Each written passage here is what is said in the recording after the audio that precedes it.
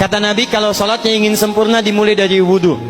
Yang pokok dalam wudhu itu ada 4. Sisanya sunnah. Awas, kalau yang 4 ini tidak sempurna maka batal wudhunya. 1. Faghsilu wujuhakum, basuh wajahnya. Kalau disebutkan wajah dalam bab wudhu, itu tidak ada yang lain kecuali bagian tampak muka, gitu ya.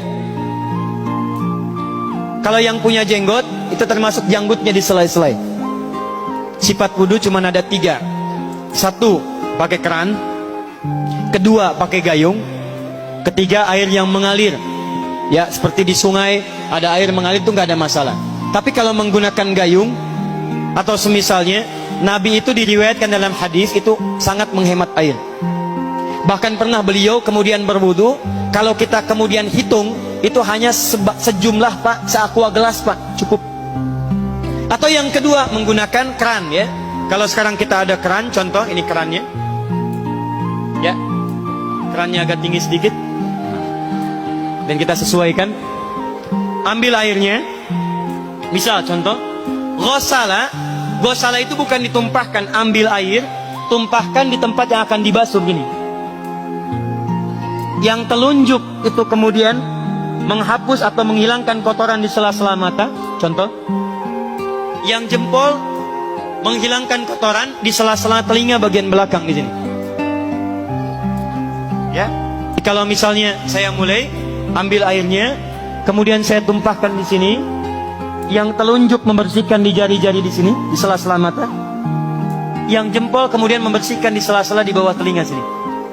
Kemudian selesai. 1. Tahan sebentar ya, ini praktek dulu sebentar. 2. Wa aydiyakum ilal marafiq, ini yang sering keliru. Dan tangan sampai siku.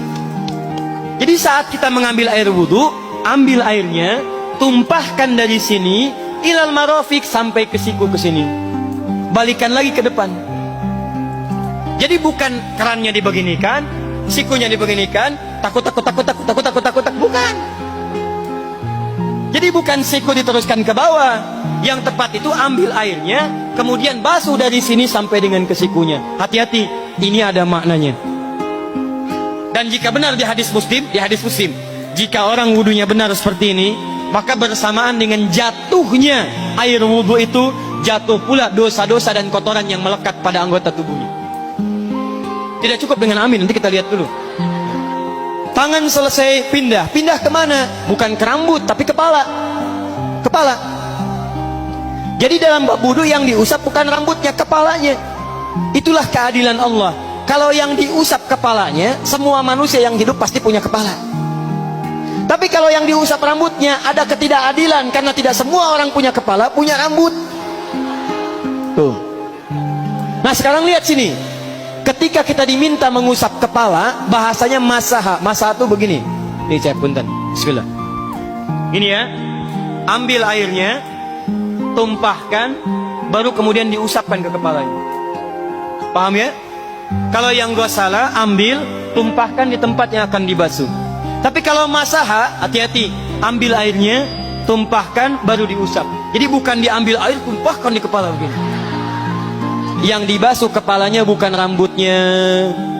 Jadi kalau ada laki-laki sudah dandan, sisiran, rapi, tiba-tiba keran dibuka, yang diusap cuma rambutnya, ulak. Itu batal wudunya. Tidak sah. Harus diulang. Terakhir kaki dibasuh sampai dengan bagian mata kakinya, dan ini tidak perlu saya terangkan karena mudah bagi kita untuk mempraktekannya. Tapi yang ingin saya jelaskan satu ini saja. Perhatikan baik-baik. Yang 4 ini wajib wudu. Tambahannya sunnah. Niat dimasukkan dalam wajibnya. Lihat sini. Kumur-kumur sunnah. Telinga sunnah. Istinsyak sunnah. Yang 4 ini wajib. Tapi terlepas dari wajib dan sunnahnya, perhatikan baik-baik. Kenapa ini disebut dengan wudu? Dan hebatnya Al-Quran mengistilahkannya dengan toharah. Toharah. Apa itu toharah? Apa itu suci? Toharah.